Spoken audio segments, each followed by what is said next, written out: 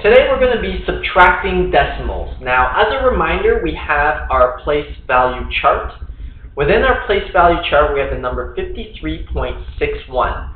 Now, as a reminder, decimals are numbers in between whole numbers, so they take place to the right of the decimals. We have our tenths and our hundredths, and then we have our whole numbers, which are tens and ones. So 53 are whole numbers, tenths and hundredths, or 0.61, are your decimals. So, what's a subtraction again? A subtraction is the difference in between two numbers. Or, you could think of it as the number between two numbers. So here we have our question, 53.61 minus 49.83. Now the decimals should not fear you. It's doing the exact same process as 5,361 minus 4,983.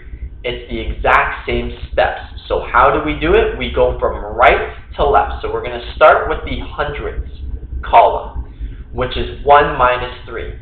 Now, we can't actually do 1 minus 3 because the 1 is smaller than the 3. So we're going to have to regroup. We're going to borrow from our tenths column in order that we could create 11 minus 3.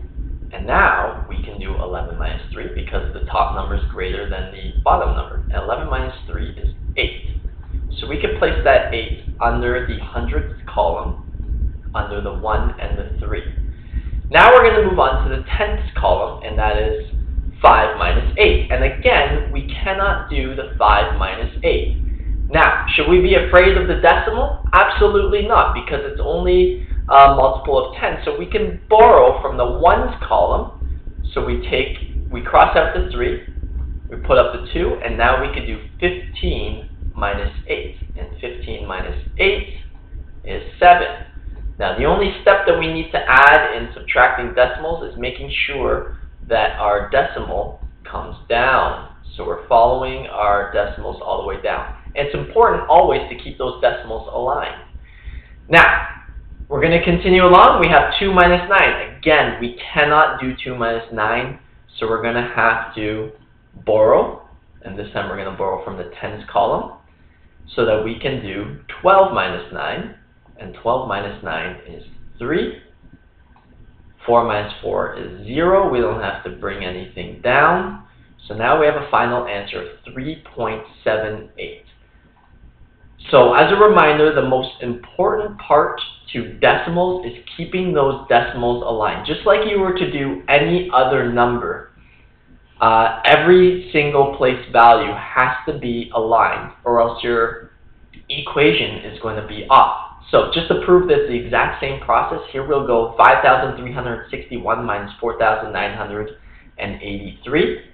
So what do? 1 minus 3. We're going to regroup and borrow the 5. This becomes 11. So we have our 8. We have 5 minus 8. So we're going to borrow. We get our 2. Then we do 15 minus 8, and it equals 7.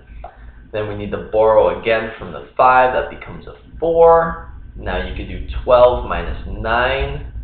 And we have 378. So if we take a look, it's the exact same digits in our answer. The only difference is we have our decimal, and that just has to be aligned properly.